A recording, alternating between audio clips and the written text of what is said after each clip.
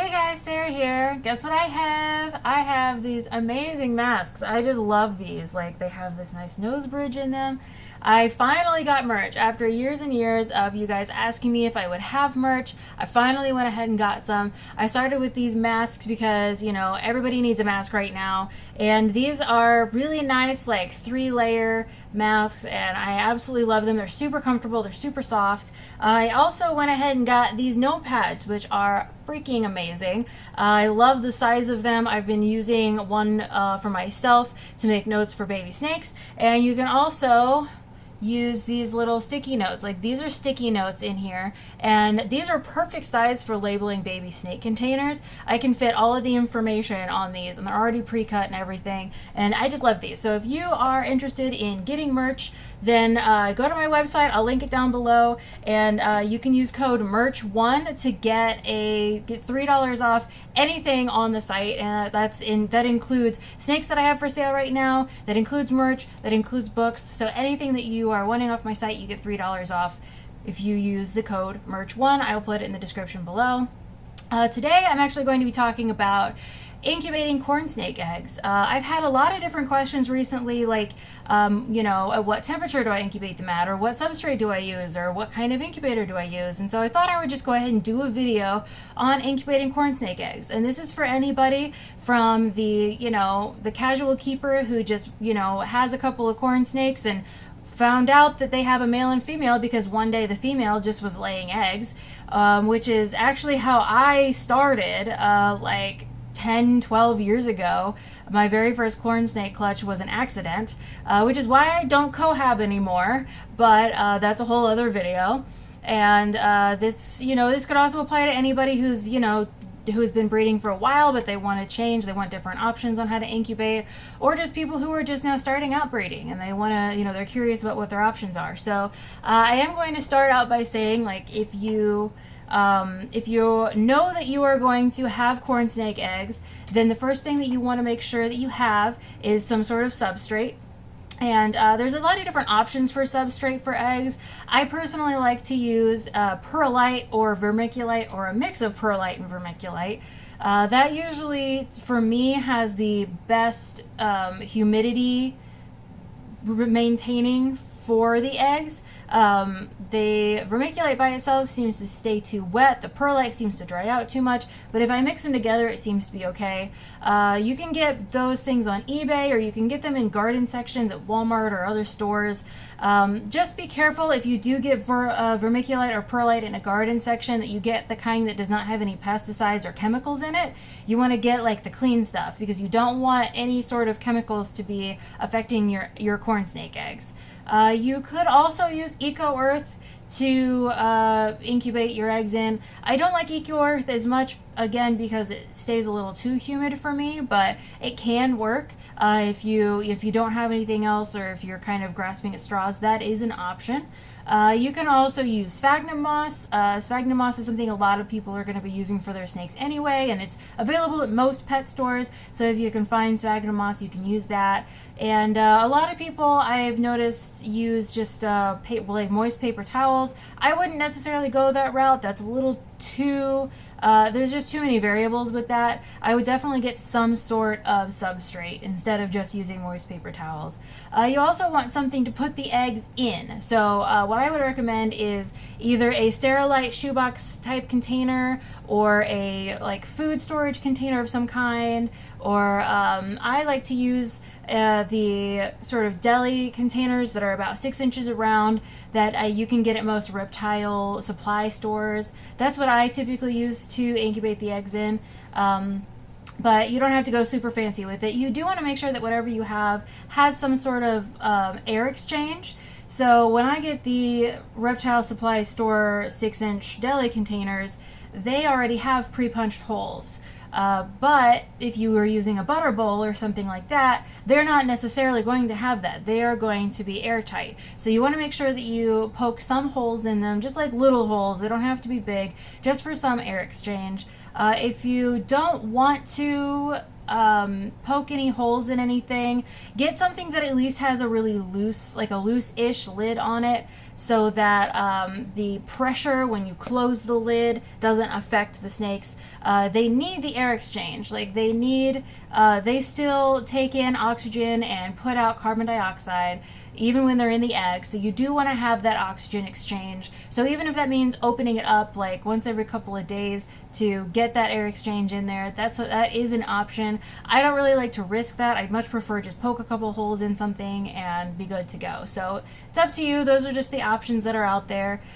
So you have the substrate, you have what you can put the eggs in. Now, when you go collect the eggs from the mom, you do want to make sure that the mom is done laying eggs completely. So if you've walked in on mama snake and she only has 1 or 2 eggs, give her probably 24 hours. Don't mess with her. If she is being, cohabbed with another snake or a couple of snakes, take them out for a day, put them in a temporary enclosure somewhere else for a day, because you do not want them to be infringing on her. You want to keep her as low stress as possible.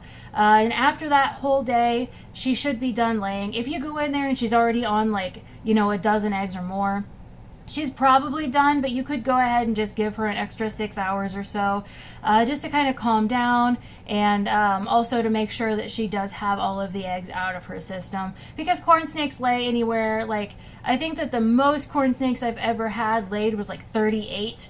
It was a pretty big female. She laid 38 eggs. And then they could just lay 1 or 2. Normally, though, the average is going to be about 12 to 18, 12 to 15, something like that. So it kind of depends on how big your female is and all that. So like I said, if you go in and she already has a pile of 10 or 12, she might be done. But go ahead and give her an extra 6 hours or so, just to make sure that she's got them all out if you are not comfortable with checking her. If you are comfortable with checking her, if you're going to be gentle and kind of just lift her up a little bit, especially her tail end, and kind of just see if she has any eggs left in her. You just want to make sure that you take good care of her and not stressing her out too much, especially if she still has eggs in her, because you don't want her to become egg bound. If they get stressed, they may not want to push the eggs out, or they can tense up and it can cause issues with their uterus. So you don't want to, you want to avoid those issues as much as possible. Now, if you have given her a whole day or even a day and a half to lay her eggs, and you do notice that she has eggs, you do want to take her to a vet. That's going to be more in the breeding aspect of things, so I'm not going to go to details and all that. But once you have all of the eggs and you know that mama's done laying, you want to try to keep the eggs together as much as possible. They will be usually stuck together because it's sort of a film that comes out when the mom lays them that is almost like a glue that keeps them stuck together. Sometimes the mama snake does not actually have enough of that glue or any of it, and so she might have a couple of stray eggs. I've actually had a few different clutches where the eggs were not connected at all. That can happen too.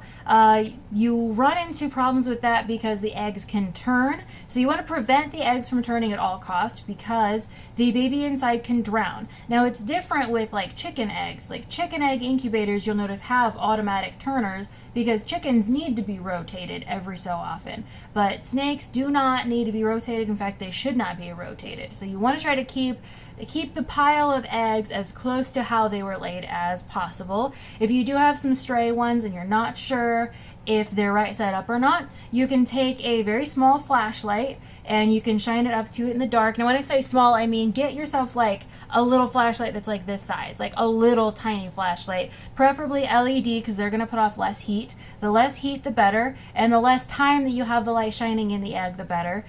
So you want to be careful, but you do want to go quickly when you're doing this. Go into a darker room and shine the light sort of on the other side of the egg and find where the patch of veins is. If you find the patch of veins, that goes up, that goes on the top. So if you get one that rolls or whatever and you're not sure which way is up, the veins go up and the rest of it can go into the substrate. You kind of want to bury your eggs a little bit, maybe a third of the egg should be buried, but if they're piled up in a big pile, you don't have to worry too much about that. They don't all have to be under the substrate. The substrate is mostly there to maintain the humidity within the container itself. Now, you might, over the course of the 2 to 2.5 months that the eggs are incubating, you might notice that it dries out a little bit. In this case, you do want to get a spray bottle, a misting bottle with some clean water, and just sort of mist the inside of it. Get the, it doesn't matter if you kind of mist the eggs a little bit. You don't want to like spray water on the eggs. But if they do get a little bit of water on them, it doesn't hurt. And get that substrate a little moist again. That way they can plump back up. They actually will evaporate some fluid sometimes, and then sometimes they will like deflate if they do that, and then they will absorb the fluid again and re-inflate if you mist the enclosure and the humidity is high enough. So that's just kind of a good balance to keep that humidity up, which is why you do want good substrate.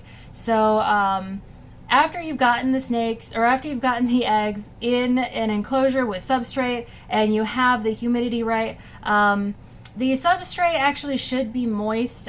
You want to, preferably actually before you put the eggs in, you want to get it wet, and then you kind of want to squeeze it out so that it's not dripping. You don't want it to be dripping wet. You want it to be moist but not dripping. So if you're using, say, Eco Earth, you can get a handful of it and squeeze it out, and so it's still wet, but it's not going to be dripping wet. And it's the same if you use perlite or vermiculite or a mixture, anything like that. You don't want it to be sopping wet. You just want it to be moist enough that it's going to keep the humidity up in that little enclosure that you're using.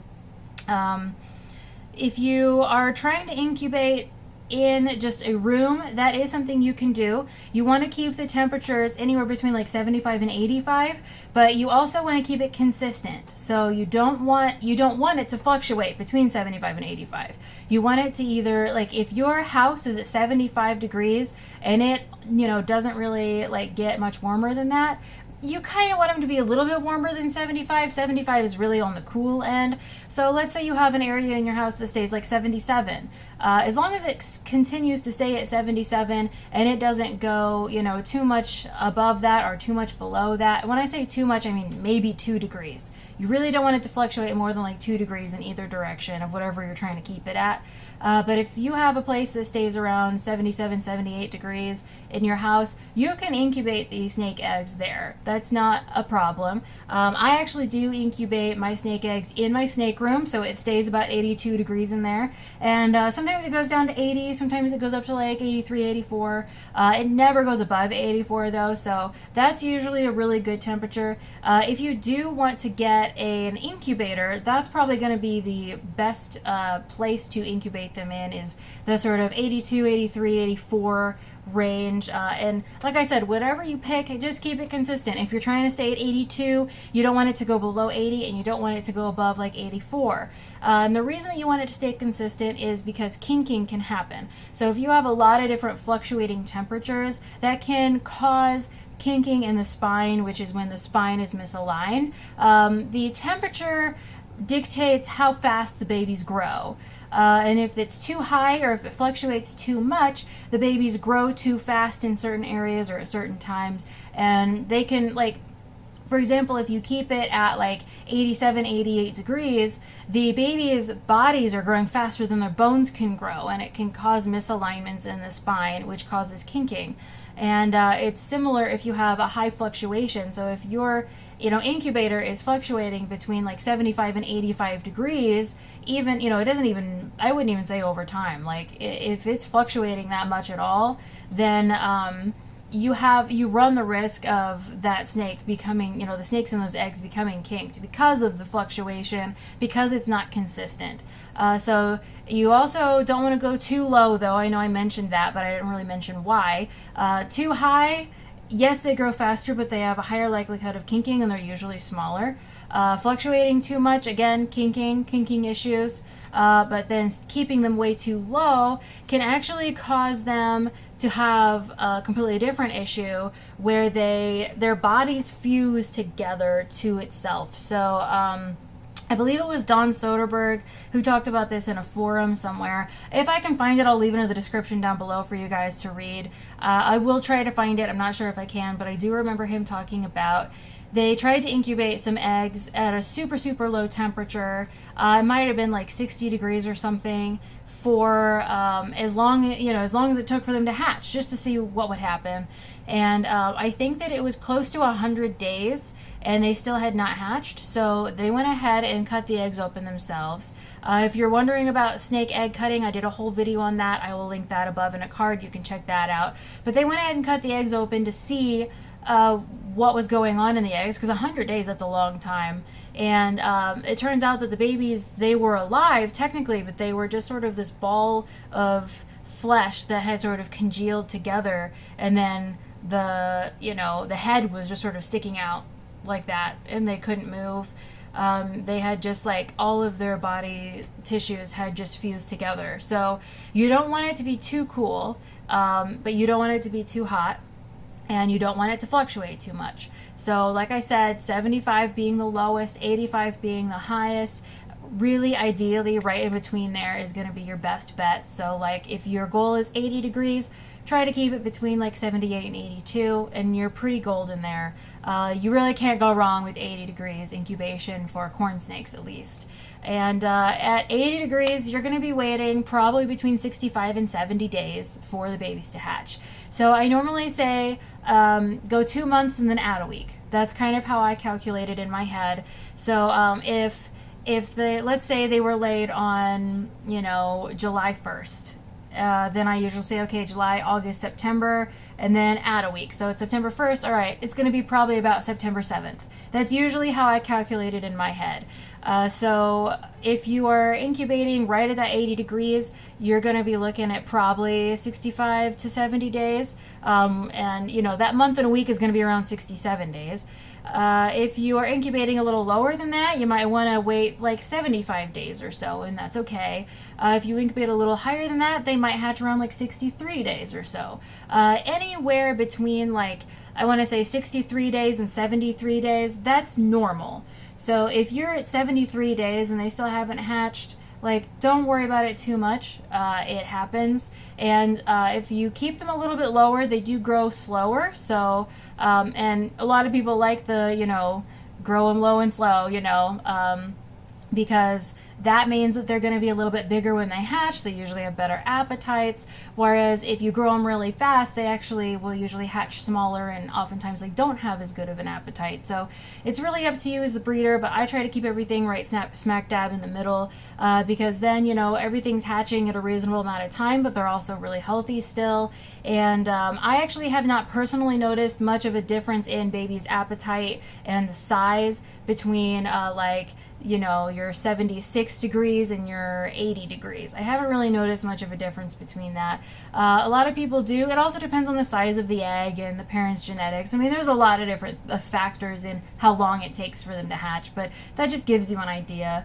I hope that helped you. I know that we didn't really talk too much about incubators. You can always get an incubator if you want. If you can't incubate in your house, I know a lot of people who use chicken incubators that you can buy at a lot of farm stores, which you may be in a place where you don't have a farm store. I live in Indiana. There's farm stores everywhere.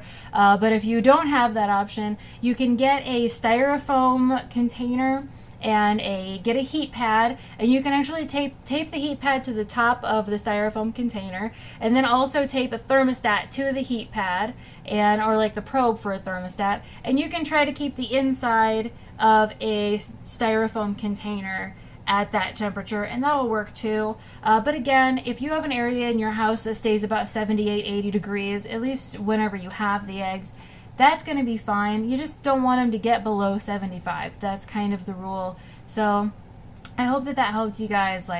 That's kind of a lot of information, but we're at 20 minutes now. So let me know if this helped. Leave a comment down below if I missed anything, or if there's anything else that you'd like me to go over in the future.